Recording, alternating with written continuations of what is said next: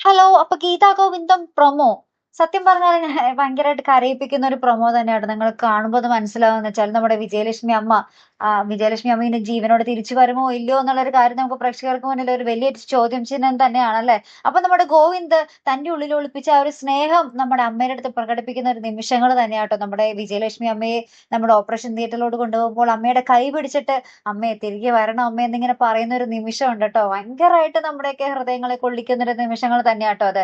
അപ്പുറത്താണെങ്കിലും നമ്മുടെ ഗീതു, നമ്മുടെ അനാർക്കലിയുടെ മകളാണ് രഞ്ജു എന്നുള്ളൊരു വലിയ രഹസ്യം നമ്മുടെ ഗീതു ഇങ്ങനെ ഉള്ളിൽ വെച്ച് ഇങ്ങനെ വിങ്ങുവാണ്. നമ്മുടെ ഗോവിന്ദനോട് അതെങ്ങനെ പറയും, പറയാൻ തനിക്ക് സാധിക്കുമോ? ഗോവിന്ദിന്റെ അടുത്ത് നിന്നും ജീവിതകാലം മുഴുവനും ഈ ഒരു രഹസ്യം മറച്ചു വെക്കാൻ സാധിക്കുമോ എന്നൊക്കെയുള്ളൊരു വലിയൊരു ആശങ്കയിൽ തന്നെയാണ് നമ്മുടെ ഗീതു.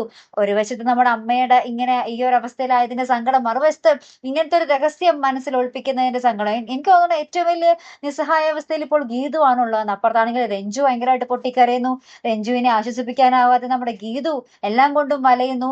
അപ്പുറത്ത് നമ്മുടെ അജാസ് ആ ഒരു 3 പേര് വരുന്നുണ്ടെന്നുള്ള ഒരു സിഗ്നലൊക്കെ കിട്ടി. അപ്പൊ നമ്മുടെ ഗോവിന്ദ് പറയുന്നുണ്ട് അജാസ് അവരെ കൈകാര്യം ഒന്നും ചെയ്യാൻ നിൽക്കണ്ട, അജാസ് അവരെ കാണാനേ നിൽക്കണ്ട.